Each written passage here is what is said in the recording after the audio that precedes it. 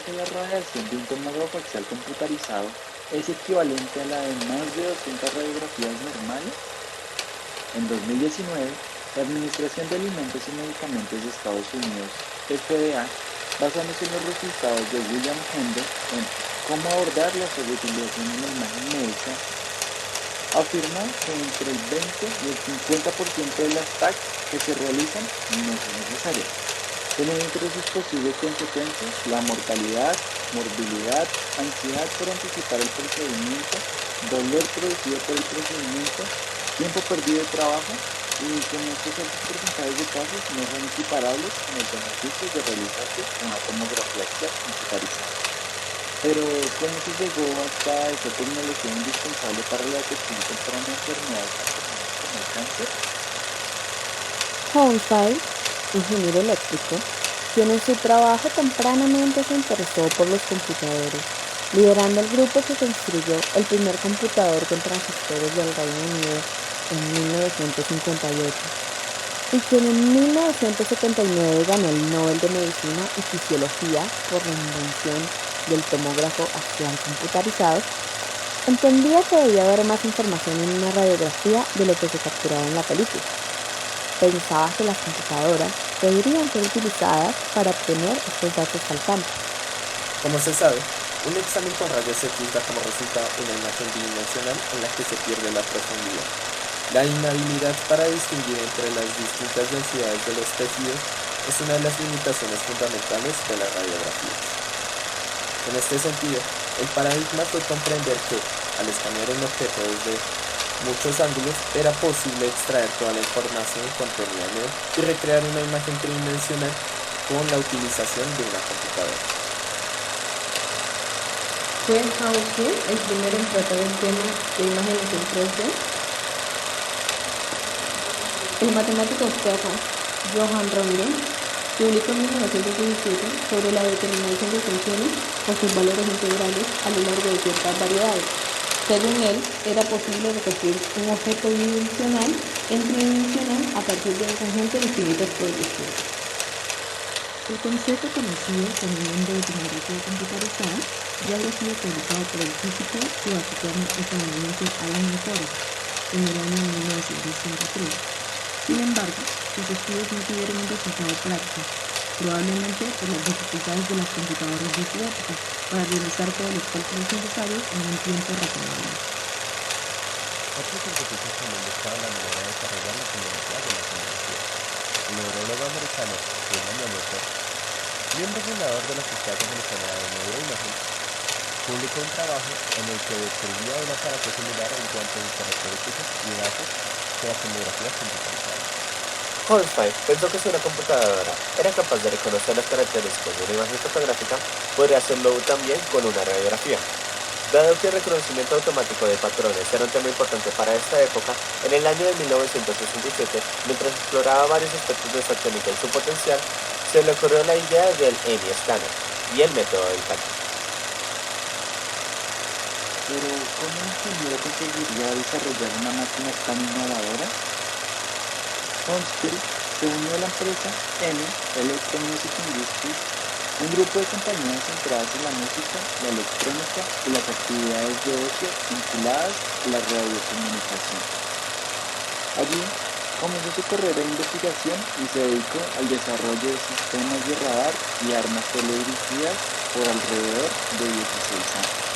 Por aquel tiempo, EMI albergaba la esperanza de convertirse en una empresa pionera en la fabricación de computadoras, por lo que Hounsfield, al llevar tanto tiempo y un buen desempeño en la empresa, dirigió un equipo para desarrollar las primeras computadoras totalmente transistorizadas, lo cual las hacía más rápidas y de mayor rendimiento, logrando así, en 1958, construir la primera de toda Gran Bretaña.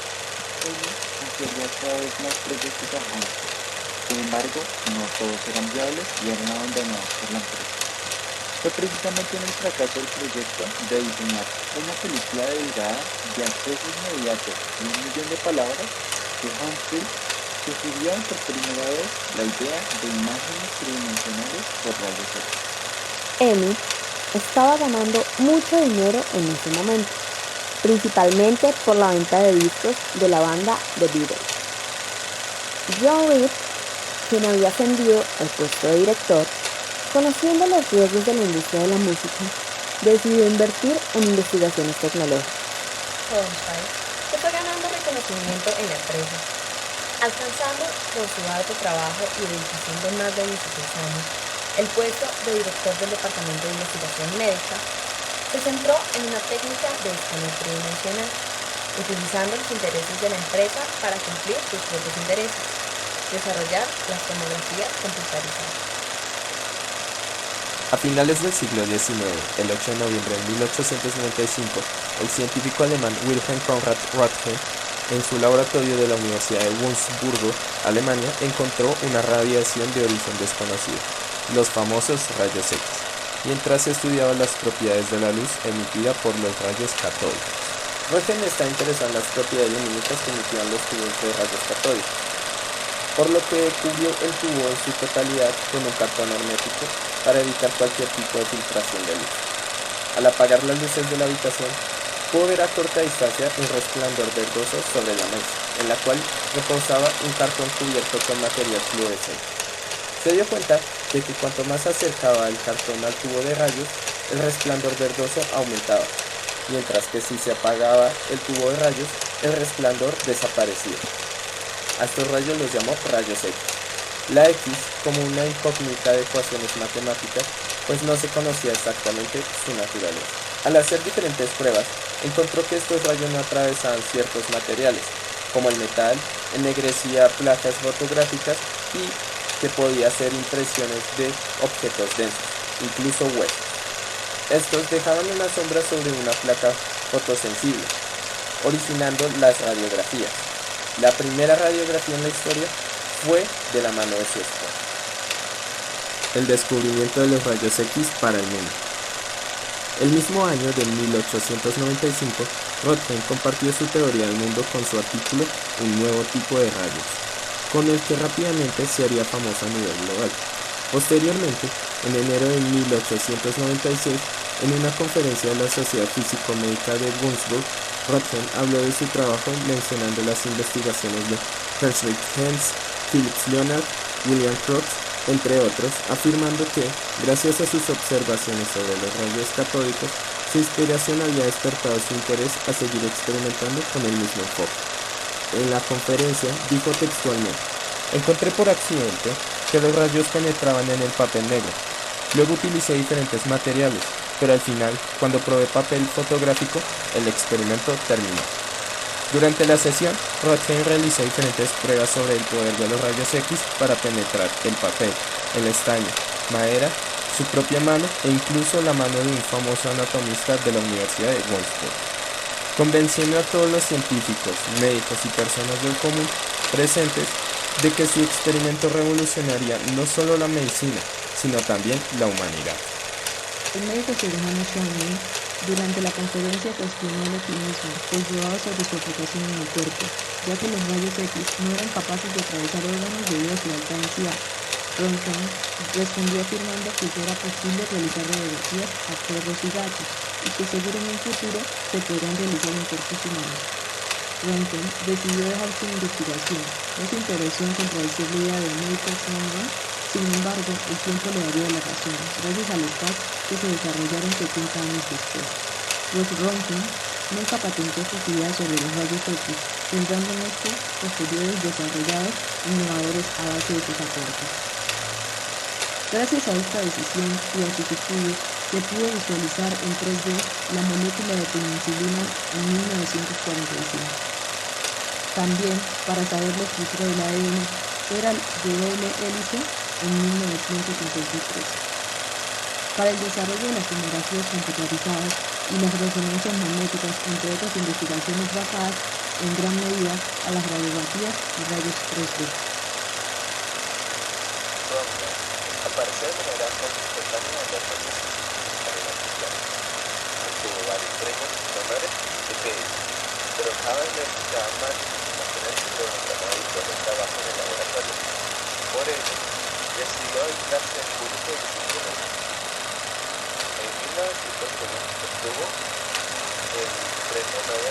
La noticia causó mucha controversia, pues sobre la discusión de quién descubrió primero los rayos X, dado que los rayos X siempre han existido, y él fue simplemente la primera persona que los percibió y se dedicó a su estudio. También debemos recordar la controversia por los daños causados por los rayos X, pues con el auge se les envió el alto riesgo que tenía la radiación en el cuerpo humano. En 1904, un científico americano, Thomas Edison, empezó a monetizar con las ideas de Röntgen, incluso llegando al punto de experimentar de forma pública, hasta que uno de sus ayudantes muriera por quemaduras causadas por rayos X. Y por último, una de las controversias más extrañas que se presentaron en esta época fue la controversia de cómo los rayos X podían invadir la intimidad de las personas. Esto fue aprovechado por muchas empresas donde empezaron a ofrecer gafas y ropa a prueba de rayos X, ya que las teorías apuntaban que podían violar la privacidad de las personas. Esta teoría parecería absurda muchos años después. Centrándonos nuevamente en las tomografías computarizadas y como ya se mencionó antes, Hounsfield tomó las afirmaciones de Röntgen sobre las propiedades de los rayos X para pensar en una idea. Con ayuda de un computador que en su momento podía proyectar imágenes de 2 dimensiones, proyectar imágenes tridimensionales. Tras algunas gestiones, Hounsfield se logró comunicar con un famoso radiógrafo que trabaja en el hospital Hudson-Somali, que había sido previamente reclutado por MIT para investigar los componentes de los rayos X. El trabajo de Ambrose en el hospital se basaba en obtener imágenes de tejidos blandos del cerebro por procedimientos complejos como la inyección de sustancias opacas vía neuroespinal o arterial y posterior fotografiar con rayos X. Hornstein le explicó la idea a Ambrose, tratando de convencerlo para que le ofreciera su ayuda. Sin embargo, Ambrose se encontraba incrédulo de tal idea de proyectar una imagen real del cuerpo humano en una computadora de manera tridimensional. Se organizó otra reunión. En esta, Ambrose le proporcionó a Hornstein imágenes reales del hospital, capturadas por diferentes métodos radiológicos. Hornstein aseguró que podía mejorar la calidad con su prototipo. Ambrose le proporcionó un cerebro humano con un tumor. Y Hornstein a las pocas semanas les mostró una película donde se veía perfectamente el tumor, incluso las áreas hemorrágicas. Ambrose entendió que el mundo de la radiología tendría un cambio de vida. Siguieron trabajando con el primer prototipo que se instaló en el hospital Atkinson Moore, examinando cerebros humanos conservados, piezas anatómicas preparadas, cerebros frescos de vaca o de cerdo, recogiendo cintas magnéticas que se llevaban a los computadores de Levy para revelar las imágenes tridimensionales. Los resultados de las imágenes fueron sorprendentes para el personal médico, y el rumor del invento del EMI scanner fue altamente demandado alrededor del globo. Hounsfield, en 1972, construyó el primer escáner para el cuerpo entero, a la vez que obtuvo la patente. En el 32º Congreso del Instituto Británico de Radiología, Hounsfield y Ambrose presentaron su nuevo aparato, el aparato tomográfico axial computarizado, una nueva forma de mostrar el tejido blando del cerebro sin usar medios de contraste. The Times hizo eco de la noticia en el ejemplar del 21 de abril de 1975. Poco tiempo después comenzaron a aparecer las primeras publicaciones de este tiempo. Las placas radiográficas se sustituyeron por receptores de radiación los cuales giraban alrededor de los pacientes. Las imágenes obtenidas presentaban diferentes tonos de grises, que se medían en unidades llamadas Hounsfield, informando a los médicos las diferentes niveles de radiodensidad de los tejidos humanos. En un primer momento, los profesionales de la imagen no se vieron interesados por este invento. No fue sino hasta 1963, en el 8º Congreso Internacional de Radiología, el cual se llevó a cabo en Madrid, donde Ambrose habló sobre una organización y planeación de un servicio de radiología, en un concreto un servicio de TAC. Pero no logró convencer a los asistentes debido a que esto significaría un gran gasto para la maquinaria. Sin embargo, el invento fue altamente demandado por los hospitales, que querían poseer uno de sus prototipos sin importar el costo. El tomógrafo tuvo muchas repercusiones a nivel mundial. Rápidamente, empresas de todo el mundo pedían la licencia para comercializar y distribuir las máquinas de tomografía, pues la demanda creció de una manera exponencial en un tiempo récord. Así, las máquinas de tomografía llegaron a los hospitales de los países más importantes del mundo. Gracias a su invento, Gottfried Heinzel recibió diferentes distinciones, varios honoris causa de diversas universidades del mundo, como también, y más importante, el Premio Nobel de Medicina y Fisiología en 1979 por sus aportes al desarrollo de los genes y su empleo a los diagnósticos clínicos. Es importante aclarar que el premio fue compartido con el físico Alan Turing, que aunque no incluyó en el desarrollo de Heinzel, ya había trabajado sobre las máquinas de tomografía computarizadas. Cuenta Heinzel en su autobiografía que le hubiera gustado compartir su premio Nobel con su amigo y compañero de trabajo, James Amber. Hadfield continuó mejorando su invento y construyó 5 prototipos de escáner de cerebro y cuerpo entero, mucho más sofisticados, donde se mejoró el mecanismo de escaneo y se desarrollaron algoritmos de procesamiento mucho más rápidos. Se trató de disminuir los costos de fabricación y las imágenes borrosas de los primeros prototipos fueron totalmente modificados por imágenes de alta resolución y gran fidelidad, tanto que su distribución se convirtió en global. A día de hoy se siguen trabajando las tomografías computarizadas a nivel mundial, tanto de cerebro como de cuerpo completo, innovando y mejorando el primer prototipo de Hounsfield.